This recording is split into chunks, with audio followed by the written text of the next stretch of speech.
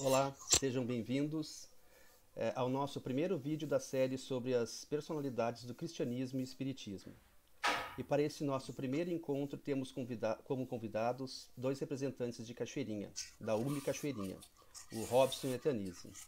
A palavra é de vocês. Olá, meus amigos, sejam muito bem-vindos à nossa primeira live da nossa União Municipal Espírita de Cachoeirinha, nossa UME Cachoeirinha. Estamos aqui com alegria, com felicidade, o envolvimento da espiritualidade amiga e benfeitora, e a gente convida vocês, eu e a Tanise, que na sequência vai se apresentar também, né? Nossa vice-presidente da UME Cachoeirinha. A gente vai iniciar um bate-papo, uma conversa a respeito de personalidades cristãs e espíritas. Então a gente vai iniciar com a nossa prece de abertura do nosso trabalho e na sequência a gente dá continuidade. Então a gente convida a todos, companheiros e companheiras, amigos de jornada, que normalmente nos encontramos fisicamente, nós convidamos a todos para este momento, nos reunirmos espiritualmente, de forma virtual, coração com coração, numa única sintonia, junto ao nosso Pai Maior, ao nosso bom Deus, com a graça do Evangelho, da Boa Nova do nosso Mestre Jesus. E assim iniciamos a nossa primeira live da União Municipal Espírita de Cachoeirinha, com o amparo do nosso Mestre Jesus. Que assim seja. Meus amigos, é a nossa primeira experiência, o coraçãozinho bate forte, com alegria, né, Tanise? Verdade. E nós, enquanto União Municipal Espírita, com a união das 4 casas que compõem a nossa união até o momento, né? A Vinha de Luz, a Francisco de Assis, a Clara de Assis, Amor e Fraternidade. E estamos iniciando esse projeto de fazer lives com vultos, com personalidades do cristianismo e do espiritismo. E estamos iniciando o nosso primeiro encontro com a alegria de falar do nosso querido companheiro, Dr. Adolfo Bezerra de Menezes Cavalcante, nosso querido Bezerra. E a nossa irmã Tanise tem uma linda mensagem que compartilhará conosco, e nós iniciaremos este bate-papo de 30 minutos, que começamos agora. Então, gostaríamos de saudar a todos os irmãos e irmãs que estiverem nos assistindo, e nós trazemos uma página chamada Unificação e União da obra Aos Espíritas. Essa obra aqui é uma coletânea de páginas psicografadas por Divaldo Franco e organizadas pelo nosso irmão Álvaro Crispim. A página nos diz assim: unificação e união. Espíritas, meus irmãos, quando as clarinadas de um novo dia em luz nos anunciam a chegada dos tempos do Senhor, quando uma era de paz prepara a nova humanidade neste momento dominada pela angústia e batida pela desesperação, passamos a viagem de volta para dentro de nós. Importante que os valores externos perderem sua significação e de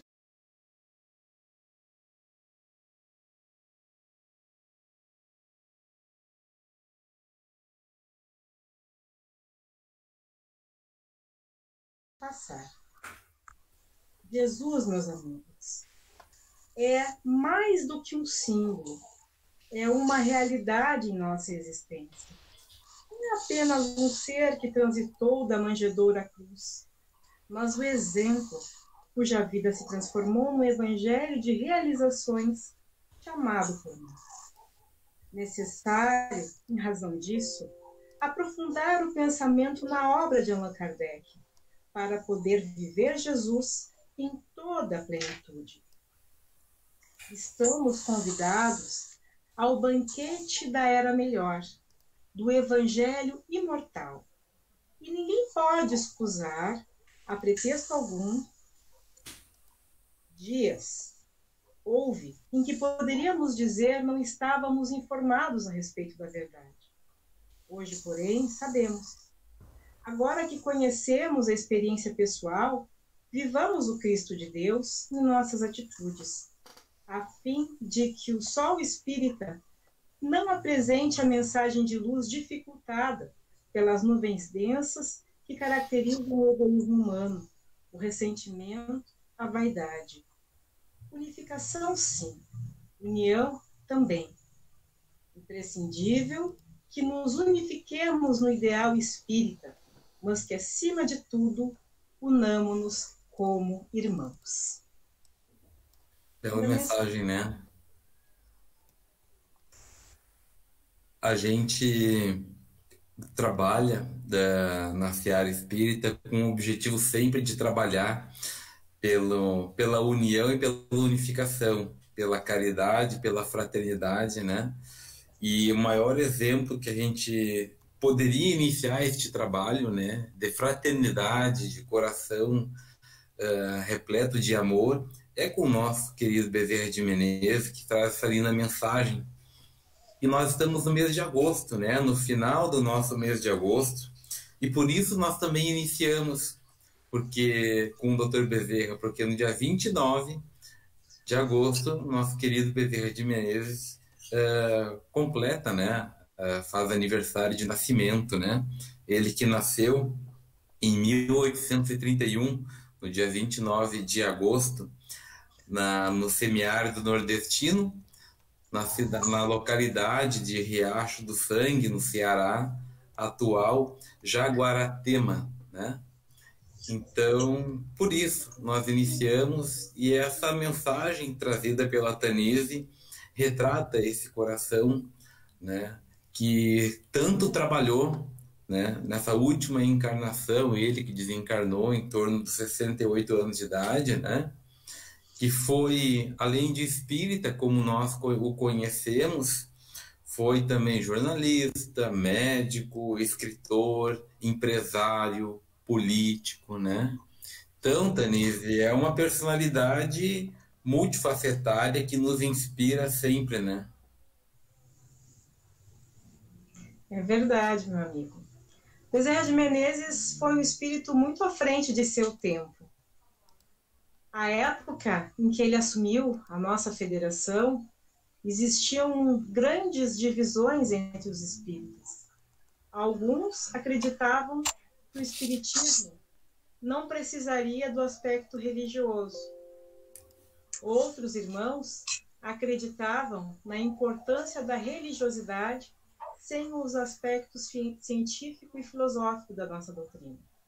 Bezerra de Menezes, que era um homem fraterno, conseguia ter amigos em ambos os lados da disputa e, de certa forma, atingindo o respeito de todas aquelas pessoas, a liderança lhe surgia de forma muito natural.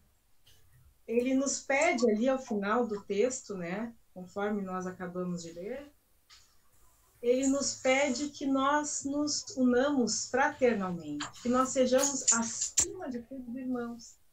E é um espírito que tem, digamos que, a autoridade moral para...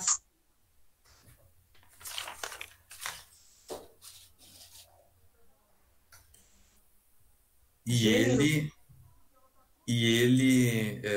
falaste sobre as oportunidades que ele esteve à frente da presidência da nossa federativa, né? E a primeira oportunidade foi entre 1889 e 1891, né? E depois, devido a essas dificuldades de nós espíritas, numa necessidade de nos unir, ele foi chamado, né? Ele foi chamado novamente a assumir a nossa Federação Espírita Brasileira em 1895 e ficou na presidência até o seu desencarne, né? Em 1900, desencarnando no dia 11 de abril, né? e ele, na verdade, nem queria retornar à Federação Espírita Brasileira devido a tantos atritos, tantas dificuldades, mas chama um amigo médium, participa de uma reunião mediúnica onde vem o seu mentor, Santo Agostinho, que pede a ele que continue a tarefa. E ele, mesmo cansado, jamais desanimado, como dizem alguns biógrafos, continua a atividade, fazendo o possível por unificar a todos os espíritas. E ele continua na mesma tarefa, né? E é muito importante nós valorizarmos isso. Esse exemplo de pessoa, de cristão, que amou a causa e continua nos amando até hoje, né? E a gente trabalha tanto na nossa própria federativa, né, a nossa federação aqui no estado, né, do Rio Grande do Sul, essa obra União e Unificação, né, e este conceito nos é tão atual hoje, e o Dr. Bezerra já trabalha desde o século retrasado, né, este conceito de unificação, de união. Essa é a nossa dificuldade até os dias atuais, né? De saber que nós temos diferenças, nós não precisamos pensar igual, mas a gente pode convergir em ideias, em ideais, e é esta tecla que sempre o Dr. Bezerra bateu, né? Vamos convergir, né? Vamos convergir. Tu pensa de um modo, eu penso do outro, mas nós somos espíritas, nós somos cristãos, né? Vamos convergir o objetivo, que o nosso objetivo é único, que é o crescimento da humanidade, o nosso crescimento enquanto espíritos, espíritas, como ele sempre diz, né? É verdade. Uma coisa interessante é que Bezerra fazia isso através do exemplo, através de quem ele era. A gente sabe que ele conduzia várias reuniões de desobsessão mediúnica e tem um caso contado na obra Lindos Casos de Bezerra de Menezes, por Ramiro Gama. Ele conta de uma mãe que sofria obsessão por parte da filha, e era uma obsessão muito severa. E quando o espírito dessa filha manifestou, disse que a mãe havia levado a menina à ruína, a práticas indevidas. E Bezerra, com firmeza, disse: olha, se a tua mãe te conduziu, tu também teve seu livre-arbítrio, e parte desses males que tu vivenciou, que tu experienciou, foram coisas que foram tua própria opção. E o espírito continuou um pouco endurecido. E aí Bezerra o que fez? Pediu licença para fazer uma oração em nome de Maria. E o espírito, naturalmente, não acreditava. E da tua área, né, da pedagogia,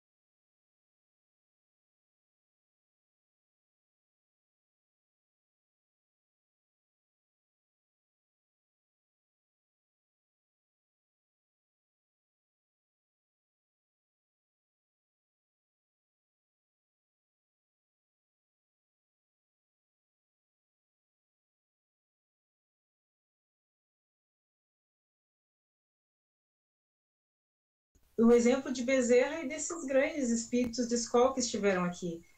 E ele foi fundamental num momento de se tornar, de fato, uma pedra angular da nossa doutrina. Porque se não fosse essa personalidade, talvez a nossa doutrina houvesse pulverizado, deixado de existir, mesmo no início. Porque ele já vivenciava, que nem tu falas, o verdadeiro educador é aquele que vivencia, que exemplifica as coisas que traz. Mas a gente sabe que o espírito de Bezerra de Menezes já vem desde muito tempo nessas conquistas espirituais. Fala-se que ele, ao tempo de Cristo, foi Zaqueu e se converteu em Matias, o 13º apóstolo do Cristo, de acordo com o pesquisador Jorge Dama.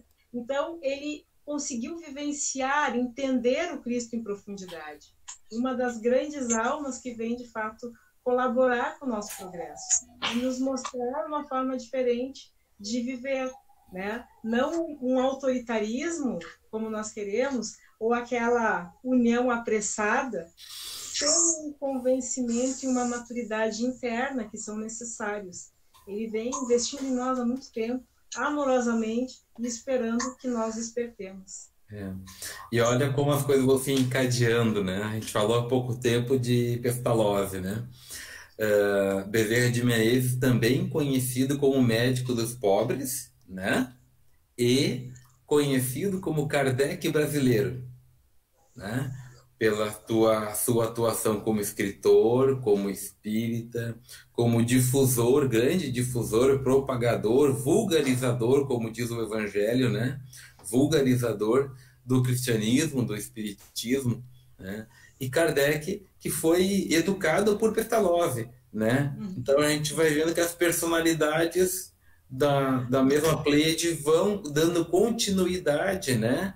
A doutrina espírita, que nasceu na França, né? Em Paris, 1857, e veio parar no Brasil no início, no finalzinho de 1800, iniciozinho de 1900, né? Então é toda uma caminhada, e como tu falaste, né? Não tem que ter pressa, né? A gente dá o tempo das coisas. A gente estava brincando antes do trabalho com o nosso querido Marcelo D'Angelo, que é o nosso benfeitor, amigo, anjo da guarda aí da parte técnica, né? Ele falando, eu sou pouco tempo eu sou espírita, né? Mas não conheço muito. Mas nenhum de nós conhece muito, porque quem conhece é quem vivencia. E alguns vivenciam de um modo, outros vivenciam do outro. Mas, sobretudo, a gente vivencia no nosso lar, na nossa casa, no dia a dia. E é este dia a dia que o Dr. Bezerra nos ensinou a utilizar da fraternidade, dizendo assim, como médico dos pobres: vai me pagar uma consulta, um atendimento quem tiver condições. Quem não tiver, muito obrigado, né? Porque o médico é aquele que ele não mede distância para atender o seu paciente, verdadeiro médico, né? É aquele que se compadece com a dor, né? E nós, enquanto espíritas, sabemos que também somos médiums, e há uma proximidade muito grande entre essas criaturas, o médico e o médium, porque tu é médico 24 horas, e tu é médium 24 horas também, né? E é essa caminhada, essa vivência que a gente se esforça para um dia chegar lá também. Enquanto médium, né? Eu não vou deixar eu não vou me alimentar saudavelmente só quando eu vou realizar um trabalho mediúnico, uma exposição, ser um evangelizador, um facilitador. Não, eu tenho que cuidar da minha alimentação, do corpo que eu estou utilizando neste momento, 24 horas por dia, porque a qualquer momento é o momento da espiritualidade, utilizar os nossos fluidos para o trabalho maior. E essa consciência que o Dr. Bezerra já tinha naquela época. Robson, então agora que tu fala desses fluidos, eu me lembro daquela história famosa do abraço em nome da Virgem, né? Imagino que a maioria conheça, mas sempre vale a pena relembrar. Uma vez que Bezerra encontra um homem com grandes dificuldades, desalinhado, e conversa com esse homem. Só que Bezerra, naquele momento, fica sabendo que a família desse homem estava toda doente, passando fome, que todos eles estavam com febre, e Bezerra não tinha nada naquele momento. E como ele já era preparado, como ele já vivia sintonizado, ele convida o homem a orar. Vamos então orar em nome da Virgem. E fazem aquela prece, e Bezerra dá um abraço no homem em nome da Virgem Maria. E diz, vai, volte até a tua casa, chegue lá e abraça todos os teus queridos, todos os teus parentes, teus filhos, tua esposa, da mesma forma em nome da Virgem. E o homem foi. E conta-se que Bezerra, no outro dia, lembrava dessa história, muito triste, porque não tinha nada para doar a esse homem, né? O homem volta feliz e satisfeito, dizendo, cheguei em casa e fiz o que o senhor me pediu. Abracei minha esposa, meus filhos, bebemos água, e parecia que naquela água havia um alimento. Todos nós adormecemos e adormecemos sem fome, e acordamos no outro dia como se estivéssemos medicados, todos sem febre. Aí saí, fui à rua e tive a intuição de ficar aguardando uma porta. Olhei para a porta se abriu e de lá saiu um homem. E eu contei a ele a minha história, as minhas dificuldades, e consegui com ele um emprego. Muito obrigada, Bezerra, por aquele abraço. Então, o espírito que se prepara, que está sempre sintonizado com a vontade de Deus, é um bom instrumento. Consegue apoiar, nem que seja num abraço, num pensamento, alimentar o próximo, né? Como já dizia o Robson, não é só no dia do trabalho mediúnico que nós devemos manter a sintonia espiritual, a alimentação física e espiritual. Nós devemos nos preocupar sempre com isso para sermos, de fato, instrumentos do Cristo, onde quer que estejamos, né? Porque Deus precisa de mãos. E por que não podem ser as nossas? Só se nós, de fato, não nos dispusermos a sermos as mãos de Deus, as mãos do Cristo, no lugar onde seja necessário.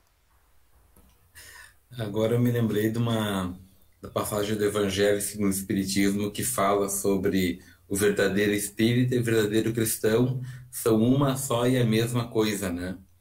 Ou seja, uma só é a mesma pessoa, uma só é o mesmo espírito, né? Sabe, Tanise, que a fundadora da nossa casa espírita, a Vinha de Luz, né? A Dona Maria dos Anjos Birgel, ela está com 99 anos, né? E ela, quando a gente conversa sobre os trabalhos, né, que como fundadora tem na mente dela muitas lembranças, né? E algumas ela compartilha conosco e aí ela fala de determinada pessoa e fala assim, aquele era o verdadeiro espírita, né?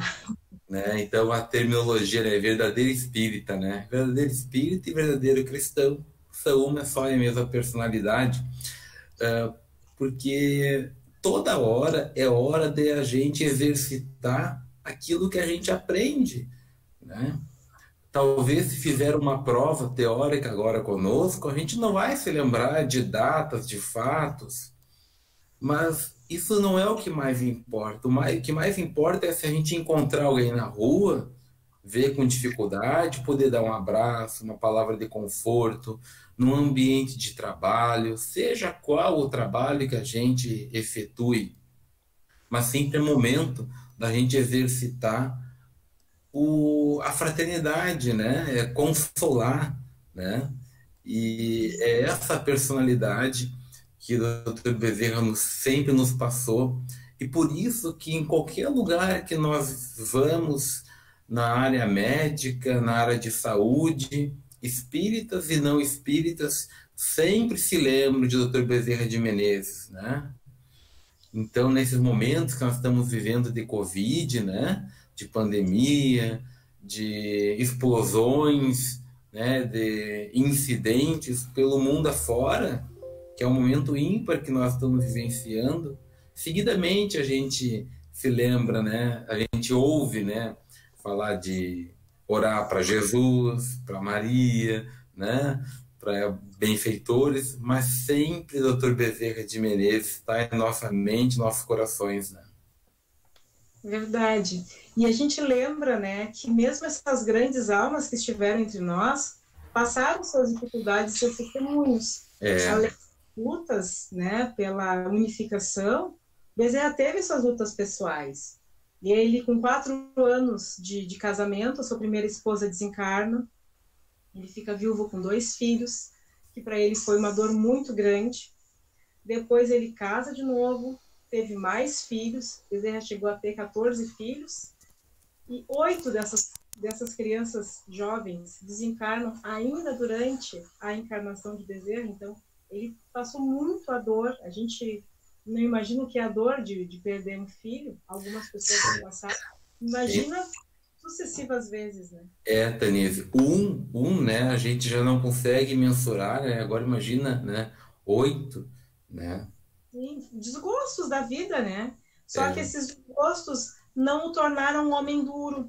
Muito, né? pelo contrário, né? Pelo contrário, ele enxergava na dor do outro aumentou a sua empatia, enxergava na dor do outro a mesma sua. Então, por isso, tem até aquela história de que ele chega em casa muito cansado, a filha febril, ele dá janta, ele dá um banho na filha para curar a febre, faz todos os procedimentos possíveis, e vem uma mãe bater a porta dizendo que a filha se encontrava doente. Então ele se coloca no lugar da dor daquela mãe e vai com ela, sobe morro, desce morro, embora extremamente exausto, cuida com toda a atenção a filha daquela mulher e volta para casa orando a Deus para que nada demais aconteça da sua filha. Quando chega, graças a Deus, a filha estava entregue mesmo às mãos de Jesus, com tranquilidade, descansando, não mais naquele estado febril. São muitos os casos, né? Como a gente gosta de falar, né? A gente gosta de conversar.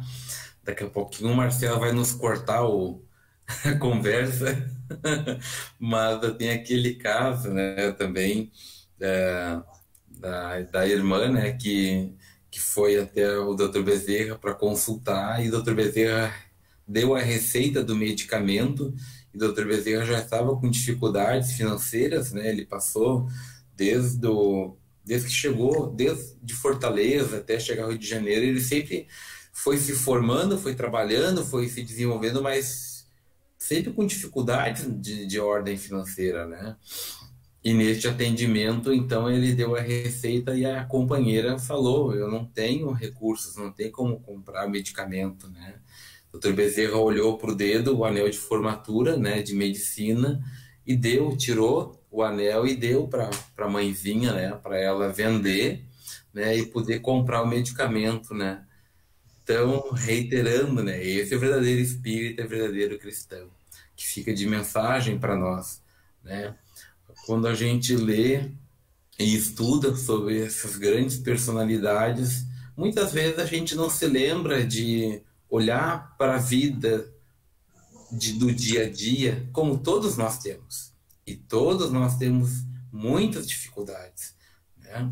E isso tem que servir de alavanca, né, para o nosso crescimento, para o nosso desenvolvimento e para a nossa reflexão também, né? O que a doutrina espírita nos convida a refletir e nos elucida, e por isso a fé raciocinada é de onde eu vim, do porquê que eu estou aqui e aonde que eu vou. Então essas respostas nós já as temos, e a gente sabe que é tudo pela meritocracia, pelo nosso dia a dia, pelo nosso crescimento, desenvolvimento, e os quantos corações a gente consegue consolar nessa caminhada. Verdade. Verdade. E a gente for pensar na história do Bezerra, além disso, né? Além desses exemplos, a gente percebe que ele era muito à frente do seu tempo do ponto de vista intelectual. Lá naquela época ele já pensava na questão do meio ambiente, já escrevia sobre isso.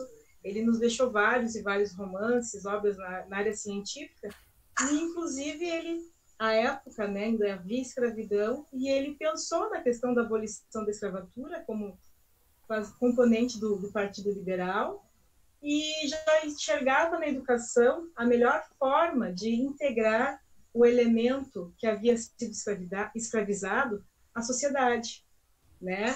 Então, ele pensava numa abolição não como a que aconteceu, que foi uma ruptura brusca e que acarreta até hoje grandes problemas sociais. Ele pensava numa integração real de todas essas pessoas na sociedade.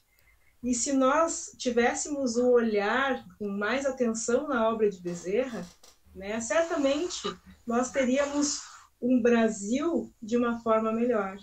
E como precisamos desse olhar, né? É um olhar solidário, né? Porque, né, falando sobre a abolição que houve no nosso país, é do dia para a noite tu é livre, mas e aí, fazer o quê? Morar onde?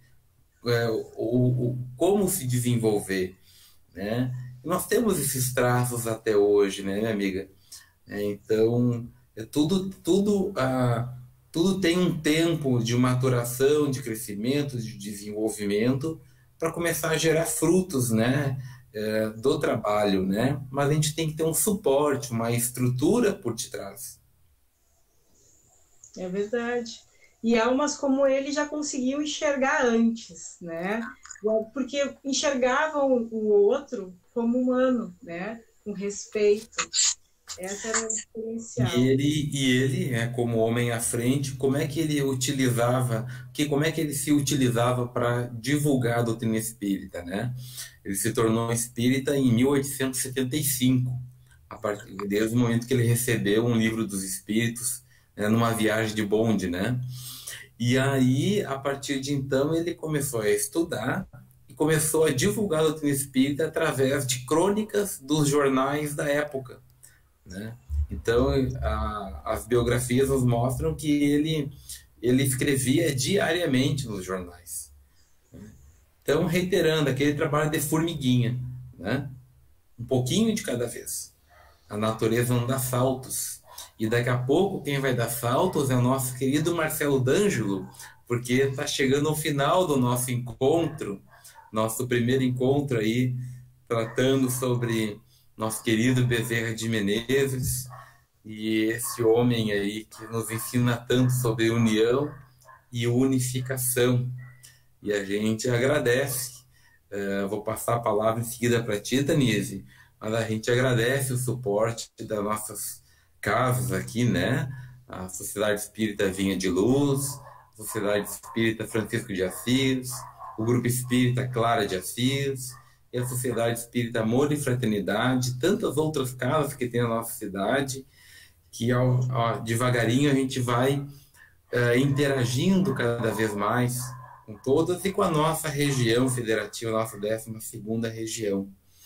Então fica o nosso abraço, o nosso carinho, o nosso agradecimento, e começamos um novo trabalho. E agora, na sequência, teremos outros companheiros que também falarão sobre personalidades, vultos do cristianismo e do espiritismo. Contigo, Tanise. Então, também gostaria muito de agradecer a oportunidade desse passo inicial desse projeto, pensado coletivamente e amorosamente. Assim como Bezerra, à sua época, divulgava a nossa doutrina através dos escritos dos periódicos, hoje temos a oportunidade de divulgá-la de uma forma mais dinâmica através dos nossos vídeos. Online.